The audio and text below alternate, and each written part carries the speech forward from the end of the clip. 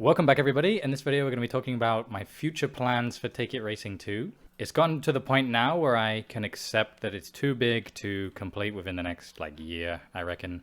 And so I want to scale it down and focus on the parts that work and basically just remove anything that's not necessary. So if you didn't know, I'm making Take It Racing 2 in GB Studio, which basically lets you make games for the original Game Boy. Take It Racing 1 was a small game jam game I made in a week where you didn't really have much choice, and it was all about, random numbers that let you win or lose.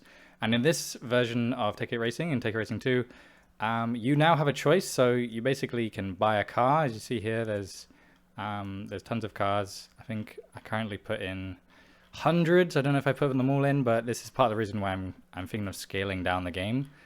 Should be 223, I believe. Yeah, 223. Technically, one of them is the empty garage, I think. So that would mean 120 or 222. You then take that car into a race, which you can then, each section that goes around, you choose whether you want to drive eco and save fuel and drive slower, or drive normal using the actual car stats, or drive fast, which changes the car stats slightly and makes you burn more fuel. So obviously it sounds like a very simple game, but I basically scoped it, and there is so much that I wanted to do that will take me forever to implement. Even if I make a demo of the very, very basics, it will still take me forever to actually finish the full game. So I'm going to scale down the full game. That's basically what this video is about.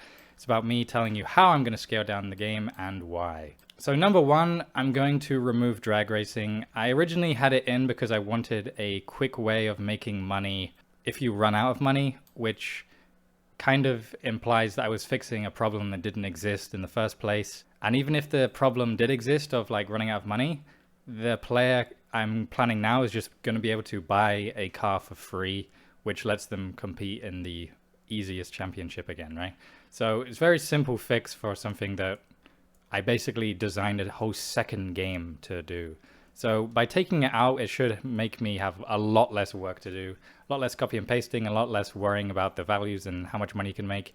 Because I'm expecting it to turn out as you basically can just cheese the game by winning over and over and over and over again in these drag races, rather than actually playing the game that I wanted to design in the first place.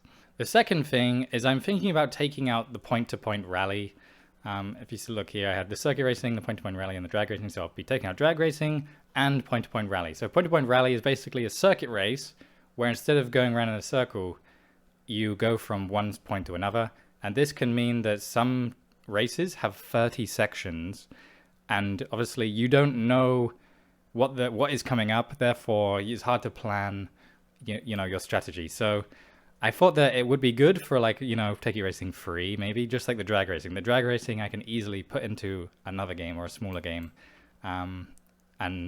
or a spin-off game, right? So I'm not obviously deleting these ideas from my brain and removing them from the world completely. I'm just taking them out of Take It Racing 2 so that I can get it done at all, right?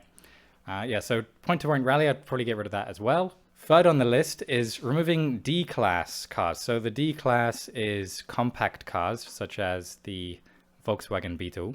It also has loads of other cars that you probably never heard of. I mean, here's an example. I think it's called a Subaru Flex, which is a really old car from the 50s or something. The D-Class is full of cars that you probably haven't heard of. And the cars you have heard of, I probably will put into C-Class, like the Volkswagen Beetle. Because obviously I don't want to lose them, and people do know of them. So I'll move them up into C-Class. I'll remove most of D-Class, which will also mean that I have less cars to worry about. And also I'm going to remove the D-Class races. I don't think there are any specific D-Class races, but by focusing only on the C-Class, it should make it a bit easier for myself. Number 4, I'm thinking of removing Asia from the game. Obviously we have Americas, Europe, and Asia. There are some Asian cars that are great, so I'm hesitant to do that, but it will obviously take a lot of work off my plate by removing a whole region. So I might just remove the Asian races and the specific Asian championships, which hopefully will take a lot of work off my plate as well and help me get this done. And then finally, number 5, I'm just thinking of starting the game later in the timeline. So if you remember, there's a calendar in the game. and every time you complete a race, you move a couple days forward in the calendar, and then as the calendar moves forwards into the next year, you unlock extra cars and extra races. So the idea is you race to unlock races and to unlock cars. Very simple, but I definitely put a lot of effort, or like a lot of work on my plate by making the game start in 1950 and then go through to 1980. Obviously each season it only has 28 days, and there's 4 seasons in a year in the game. But either way, like just by removing chunks of the game, I think I will be a lot more able to get this done. So basically what it means is start in 1960, so you have access to more cars at the beginning of the game, which I think is a good thing. It means you have something to aim for, and then as you unlock them, you get more things to aim for, rather than it just being a few cars at the very beginning. So I hope that's a positive. I do want to get this game done, but I'm also thinking that even with all these changes, I may not be able to complete it. So if you are looking forward to it, I definitely recommend not getting your hopes up.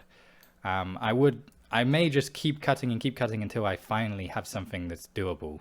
And it will definitely look like it does, or like the demo does on itch right now. I will be uploading a newer version once I have made some of these changes and made life easier for myself. I was planning to get this done by the end of June, but like it was taking so long, I couldn't even do that. So by deciding to cut all this stuff, I hopefully will mean that it's a lot easier for me to do. Yeah, so basically I'm thinking of working on this more in my free time and less during like a normal work week, so to say. I would like to make more videos again. I will be making another video this week about my plans for my Patreon and about the YouTube channel in general. I'll also be referencing Take It Racing 2 in that video and about how I want to go about it. But for now, just know that I'm definitely not giving up completely. I just want to make it doable for myself, and by removing things that are unnecessary should help me get that done. So yeah, obviously if you haven't played it, you can go and play the original demo, or one of the second demos I made, which is right here on itch. I'll definitely make another video when I actually do get around to updating it to this newer version. But yeah, it's funny how my plans for this game were just so big. It's definitely a good thing to scale back your ideas if it's taking forever. Especially since you can always make a sequel, you can always improve it in the future. You don't have to make your magnum opus right now, this second, right? So I hope this is inspiring for you guys as well. But yeah, on that note, I'll put my patrons up on screen right now. Thank you very much to you guys. Remember to like the video if you like the video, subscribe if you haven't already. Let me know what you thought of this video and what you'd like to see in the future. Let me know what you think of Take It Racing 2 as well. I know some people may be scared that I'm never going to release it, or that maybe I'm scaling it down too much, but I'm thinking that I'm doing what's necessary for the game and also myself. So I hope that when I do finally release the demo, that, you know, another demo of the changes since the last time, then people will be excited to see what I've done. But on that though, I'll say thank you very much for watching, and I'll see you in the next video. Bye bye.